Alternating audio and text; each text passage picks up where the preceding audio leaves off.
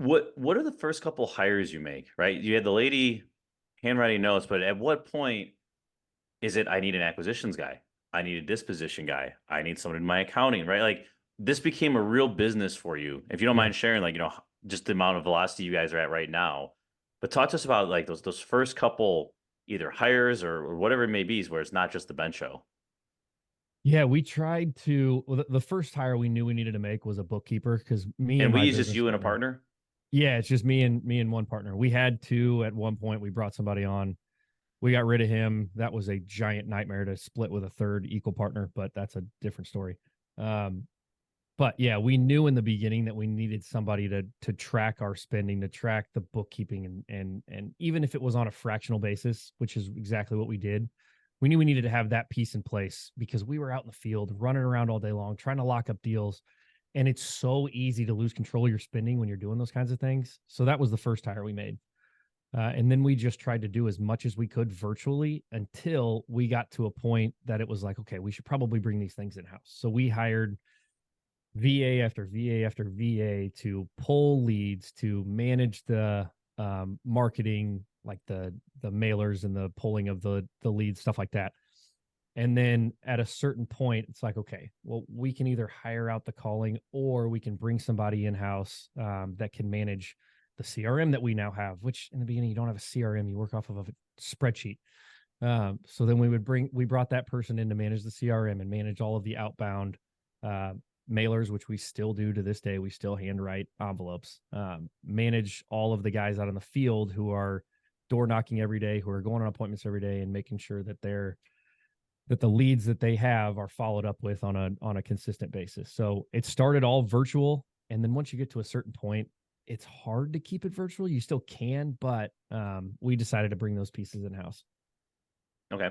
What were you spending when you first started, if you don't mind me asking? Like, what was that marketing budget of, hey, we know we got to spend this? Because it's scary, right? You don't know if it's going to Oh, for work. sure. You don't know if Yeah. that money's going to come back. And a lot of our listeners are in that same boat. Yeah, that's the tough part, is figuring out, because if you don't spend enough, you're not going to get anything, right? It's you have to get to a critical mass of outbound to where the inbound makes sense, right? So I think we started with an initial budget of like 10 grand a month. And we got a couple deals a month off of that. And then it kind of just snowballed into more and more and more and more. And then, as we all know, you kind of get to a point of diminishing returns where you can go and spend $100,000 a month, but how hard are you having to work, and what's your ROI coming back at it? In the beginning, it could be 5 to 1, but the more you spend, the returns just go down. So we transitioned into a different type of marketing, which we have now a team of door knockers who go around the city and knock on doors. And we lock up about 2 deals a week just from our door knocking campaigns. How do you pay those guys? Straight commission. I'm not looking for exact Okay. dollar amounts. I'm saying, like, how do you, a lot of people think, oh my gosh, I got like, is there like some sort of bonus, like performance based like comp? Like, what's a good way to approach that? Yeah. You got to find the guys that are okay with the straight commission, which is difficult. It's not easy to find these guys who will drive around the city all day long. We give them a gas card, so that helps. And then we pay them on a commission basis based off our projected profit. So they get paid up front. We don't wait for them. We don't make them wait until the project is done, or till the wholesale deal is closed out, or till the wholesale is whatever the closing process looks like on the back end. We pay them up front based off projected, which is a little strapping on the cash situation, on the cash flow situation, but it keeps those guys incentivized. It keeps them motivated, and the leads and the deals that we're going after now have such huge margins in them from these niche lists that they're door knocking, that we can obviously afford to do it that way now that we've kind of ramped up the business to this point.